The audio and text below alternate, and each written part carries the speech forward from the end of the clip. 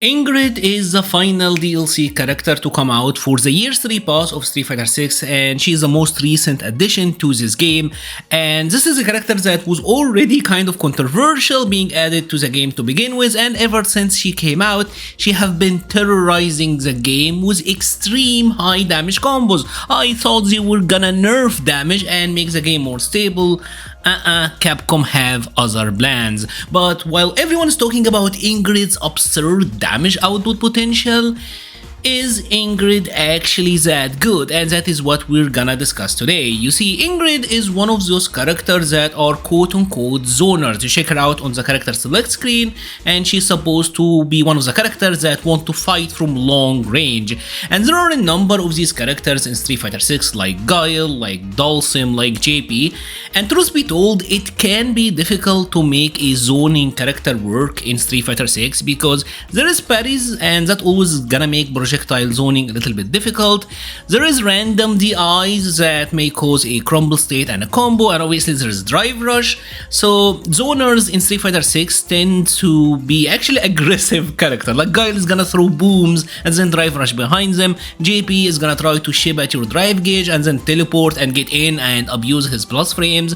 So does Ingrid actually work as a zoner? And I will say Ingrid actually have a very unique properties compared to the different zoners, where most of the other zoners have slow movement in general, like slow walk speeds and such. Ingrid actually have average walk speed. Her walk speed backward and forth and general dash mobilities is very similar to Ken, which is unique for his zoner character. Also, I think she's like the only zoner in the game with a cancelable crouching medium kick, so she does get the crouching medium kick drive rush operation that is very common in this game.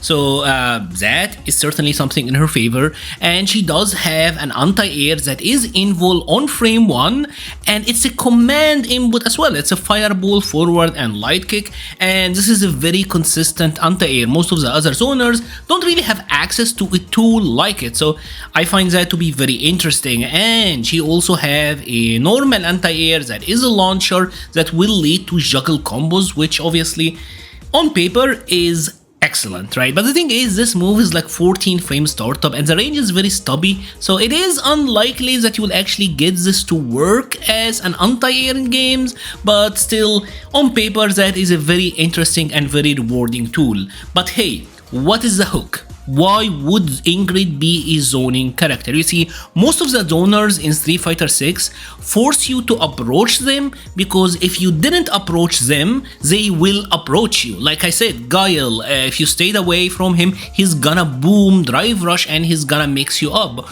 Or JP, he's gonna ship at your drive gauge and he's gonna set up a portal and then he's gonna approach you.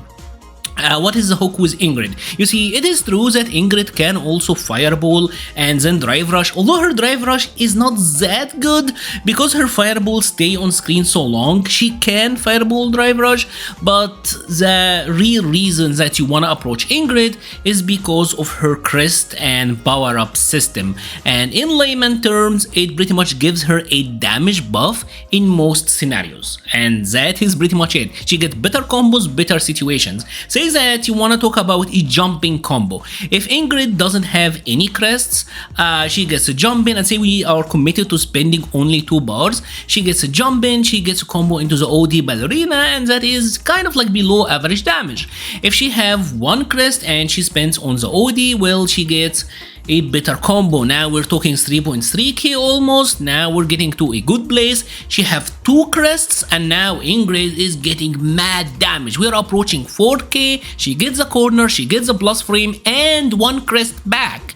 And that applies to almost all of the other aspects of the game. You don't want her to level up, you don't want her to get crests, because when she does, everything she does will lead to more damage. Any whiff punish, any buffers, and the party starter really is the heavy punch or the OD beam, and that is not that hard to land because this move can be comboed into from most of her mediums, and that can lead to a lot of damage. And obviously this move is just a jump scare. It's 18 frame startup, which is super fast. It is multiple hitting and it can be hit confirmed into combos, especially if we're talking like OD beam and 2 stocks OD beam. You can pretty much hit confirm confirms that anywhere on the screen and get juggle combos.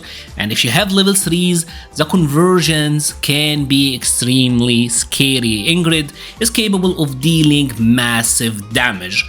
But here's the thing, so when Ingrid gets the Crest, it is pretty much her heavy punch beam that gets enhanced. But I can't help but feel that this thing is a little bit clunky. Like sure, jump scare beam can lead to a lot of damage and hit confirms can lead to a lot of damage, but I feel like because you can't control how much you decide to spend when you activate the heavy punch beam, that gives Ingrid problem. What I mean is, say that you have 3 stocks. If you decided to go for the heavy punch beam, Ingrid will always use the 2 stocks version. She's always gonna use the most that she can possibly spend, right? So she's always going to extra spend for you. And this means that, say that the opponent is blocking and you went for a medium kick into beam and you got the level 1 version, you are like +4, +5 maybe, and it deals okay chip. But if you have the level 2 stocks and you do the same thing, you're getting almost the same value, right? So on block, the beams and how much you spend on them doesn't make that much different. And I will say that this kind of dissuades you from going for beams on block, or even like the jump scare beam. Some were saying like the Ingrid mirror is like a face-off in like some of these Wild West movies. Who is gonna draw first? Because that is the thing, if you draw and they happen to block, you just wasted 2 bars, and that doesn't apply to the supers, right? Where say that you have 3 stocks and you can go for 3 separate level 1 stock super level 1s, you can go for a 2 stock level 1 and just don't spend on the rest. You can choose how much you're willing to invest with the super activations, where with the heavy punch and the OD beams, you are pretty much stuck with spending as much as possible, which can make Ingrid feel a little bit sluggish. I have a feeling that in the future, when they do decide to buff Ingrid, this is one of the things that is gonna get addressed. Because it makes playing her kinda sluggish, I must say. Enough talking about meters, I mean, what a nerd. Anyways, this is Master Muras and I'm back with the Emmas to help you recharge. If you like the video so far but you haven't subscribed, please consider doing so. I mean, that would help so much and I can bring you more goodies. Maybe not talk about super meters anymore. Excuse the silliness and enjoy the rest of the video. This feeling will get extra or get amplified when you consider the fact that her buttons are So you built up your stocks, right? And you want to get the hit confirm into the beam. Now you're gonna have to play footsies. And a lot of people are saying that Ingrid have stubby normals. The thing is, Ingrid have stubby mediums. Her heavies actually have really good range. Her heavy punch have gigantic range in my opinion, and it is -5 on block, but the range is huge and the reward on a punish counter is really good. Her forward heavy punch is fantastic. Her crouching heavy punch is cancelable and have big range. It is actually longer than Sagat's crouching heavy punch, so it does actually have good range, and it's only -1 on block, so that one is very nice. Her standing heavy kick is also kinda bullshit in my opinion. It's 2 hitting, and if it happens to counter hit or get a punish counter, you're getting mad combos out of that. It's one of the easiest hit confirms in the game, so that's great. But the issue is the medium normals are kinda short, right? Like her crouching medium kick might be one of the shortest in the entire game, and her mediums in general, standing medium kick got some range to it, but say if you're fighting someone like Terry or like a Ken or any of the other regular characters, it will feel like you have shorter limbs than them. And because missing the beam, missing the head confirm can be so devastating, because you kind of have to work to build up that stock system because it makes every other hit count. Yeah, she can feel stubby. It can feel like you are unable to reach your opponent, and it kind of reminds me of Rose from Street Fighter V, which also had this issue where her heavies had absurd range, but Rose had stubby mediums, which yeah, like in footsies, that can kind of feel frustrating because mediums are typically the strongest normals in the respective character kits, and Ingrid also does not really have plus on block normals. All of her normals leave her at negative frames, but it's not that big of a deal if I'm being honest, because the beams with stocks are plus on block, and her OD regular fireball is plus on block, and her booty teleport, that is gonna be plus on block as well. So it's not that bad of a case, but she's not struggling for plus frames, but yeah. And I think Ingrid on hit is really nice as well. Her combos in general, she combos very easily into the medium kick ballerina, and it gives her a really good knockdown, and that combos even from lights. So good corner carry, good knockdown, leave you with throw Oki, so that is really nice. She also have a lot of other ways to get combos into enough plus frames to build for stocks. Like her back medium kick is really great for that. It got a target combo, got good range, allows you to get a level up. Her medium punch beam as well is safe enough on block and sets up a good situation where you can level up, and that is not too bad for Ingrid. The thing is, her corner situation though, her combos will deal enough good enough corner carry. I think her corner carry, just like most of the other characters, not really unique strengths, but most of the roster in this game have a lot of good corner carry. And once she gets you to the corner, she doesn't really have a throw loop because she dashes up, she is +1, so she can threaten immediately, and that can be good enough, but she can't throw. A wake up jab is gonna beat her outfit, but she can still dash up and shake you at a +1. She can go for a fireball to SMET and go for plus frames, so it is kind of like a decent situation. And she have like the setups where you can get like meaty overhits and all of that, so her offense in general, Oki, combos and damage and everything is really solid. But we talked all about that, and we talked about her being zoner, but I haven't talked about the zoning abilities at all. So Ingrid have a very interesting fireball, and it's really hard to perfect parry, and because the fireball is on screen for so long, even if you happen to perfect parry it, she typically isn't at that bad of negative frames, and there's so much variance in the timing because she can hold it, and when she hold it, it stays on the screen longer. So frame data wise, it's 48-49 frames on the fireball, so it's not like a fantastic fireball. But the thing with her fireball, the entire concept is that it's an obstacle course. She is trying to put hitboxes on the screen to be able to level up, and one of the things that Capcom done with Ingrid, which is very rare, is give her the ability to have a regular and an OD fireball on the screen at the same time. So most of the time when Ingrid is trying to zone use fireballs, what they're really trying to go for is to put hitboxes, set up the obstacle course to be able to safely level up. That is pretty much the idea. She's not gonna win from fireball drive rush. Sure, she can fireball drive rush, but without having enough stocks, she's not getting crazy enough damage to make the gamble worth it, because she got perfect parried, now she's on defense, she's gonna struggle. But if she got the hit with enough resources, yeah, she can be potentially very scary as well, especially since she have teleport. And once Ingrid have stocks, she becomes one of the hardest characters to zone in this game, because the beam is devastating, and that pretty much complements her zoning ability. She sets up and is pretty much her game. So that is very powerful. But by far, to me, the two most interesting aspects of Ingrid kit is the defense, because you would expect the zoner to have bad defense, and Ingrid have a counter.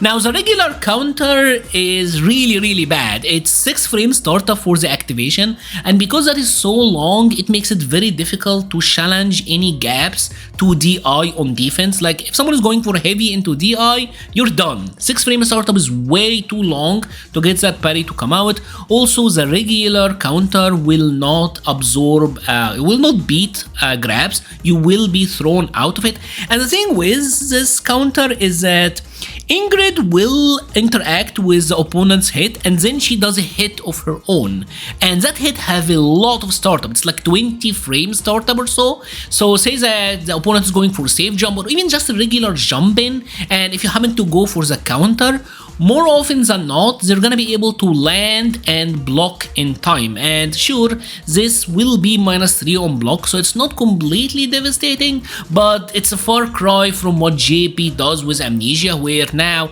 you have 2 homing projectiles that you gotta deal with, and it's a complete advantage for JP. Even the OD version, the OD counter, it's a little bit faster, it's 1 frame startup, so it's a lot better to challenge in gaps, but it's still kind of the same issue of it have startup where to get to the point where the hit activates, so the opponent can hit you and then be able to block in time, and you wasted 2 bars and you're -3, so that's not great. And even if you happen to get the hit, you don't get that much. It does about 1100 damage, which like that's a heavy bunch, pretty much. That's not that much damage, and you do get a safe activation, so for Ingrid that is pretty good, but it's not like it's not enough to dissuade the opponent from trying to go on the offense. But the OD counter will beat grabs, it will beat fireball, it beats pretty much everything, but it's low reward, so it's kind of low risk but also kind of low reward. Ingrid also obviously have a level 1 that is invul. It doesn't have that much range, but you can use it as a reversal. And one of the good things about it is that if you have stocks and you know that you're gonna land it and it's gonna hit, you can just go for a powered dub level 1 and deal massive damage. 2 stocks level 1 will deal 2700, which is crazy high for a level 1 super for Street Fighter 6. That is absurd damage potential, so that is good. But the thing with her level 1 is that it is so negative on block. This thing is death on block. It is so negative that Viper can fully charge a level 2 focus, an OD focus, and now you're eating a ton of damage. It is so negative that Ryu can build Denjin and still heavy kick punish you into full combos. Regardless, like, I'm sure Blanca can set up a Blanca Shan and get combos as well. Like, it is... We're almost approaching like 100 frames of... I'm not sure exactly how much it is on block, but it is more than 60 frames. It's more than -60. It's like -80, -90. It is so negative. You're eating fat punishes if you go for that. And even then it's like a slow level 1 as well, and her level 3 is mad slow as well. So her reversal options are either not that rewarding or they're extremely punishable, which obviously makes defense kind of hard. And like I said, because her normals can feel very stubby and you really want to hit confirm that beam, Ingrid can feel a little bit sluggish. I'm gonna be honest, she can be very powerful in some instances, but characters especially that can control the mid-range especially well will be very difficult. Like from my playtime with her, I noticed that Mai was really hard, Terry was really hard, Ken was really hard. Like characters that have fast moves from that range and suffocating offense, that can be difficult for Ingrid. But by far, the probably wild card that's gonna make Ingrid work is gonna be her level 2. Right? There is so much potential for that level 2, the sky is the limit. You can use it to get combos, to get crests and corner. You can use it to reset the opponent, and she does have a heavy kick into activations that leaves her at a +4, and currently if you do a back throw, that doesn't do skill damage and you can get crests and damage as well. The sky is the limit for what the level 2 can provide. There's so many setups. Even on block, you can deal absurd amount of ship damage with that level 2 and kind of force the opponent to go for a drive reversal. So all in all, the level 2 is gonna be the key to this character. She's gonna be one of them Rashid, Ed, JP type of guys that live and die by how strong the level 2 ends up being. Overall, I will say Ingrid is a character where I see clear areas where Capcom can buff her to make her a lot more threatening. Her offense feels strong but not totally suffocating. She's not a Sagat that is constantly harassing you with a standing medium punch. She feels kind of fair but kind of unfair at the same time, because you get tagged by one random OD beam and now you lost 70%. If she sets up, if she gets the right hit, she can deal massive damage. I think she feels strong, but also at this time kind of fair, I will say, because the damage output is absurd. I would love to see that toned a little bit, but maybe buff her mediums a little bit so that she doesn't struggle so much up close. Maybe, but as of right now, I think she might not be that consistent, but she is a cool addition, and the way that she play, I find to be really interesting. Anyways, that's it for Ingrid. What are your thoughts? Have you been enjoying Ingrid? Have you not been enjoying the character? I would love to hear your thoughts all about it in the comment section below. I'll be leaving a link to the Patreon, Discord, Twitter, and Twitch pages in the description. Thank you so much for watching, and stay safe.